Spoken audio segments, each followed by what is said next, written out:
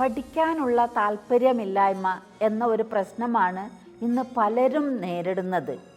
So താല്പര്യത്തോടെ പഠിക്കാൻ വേണ്ടി എന്തൊക്കെ ചെയ്യണം, എങ്ങനെ പഠിക്കണം എന്ന് നമുക്ക് നോക്കാം. പഠിക്കാനായി ആദ്യമായി ചെയ്യേണ്ടത് എന്തെന്ന് വെച്ചാൽ, നമ്മൾക്ക് ഇഷ്ടമുള്ള താല്പര്യമുള്ള വിഷയമെടുത്ത് പഠിക്കുക എന്നുള്ളതാണ്. നമ്മൾ ഓരോരുത്തരും ഡിഫറൻ്റ് ആയിരിക്കുന്നത് കൊണ്ട് തന്നെ, യുണീക്ക് ആയിരിക്കുന്നത് കൊണ്ട് തന്നെ നമ്മുടെ പഠന രീതികളും വ്യത്യസ്തമായിരിക്കും.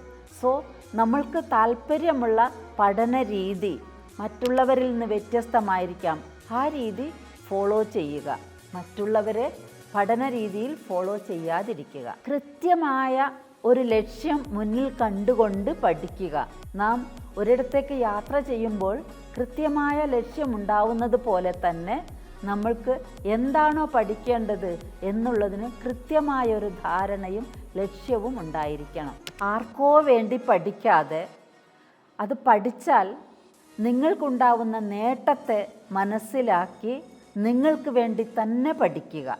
Thank you for watching and follow me for more.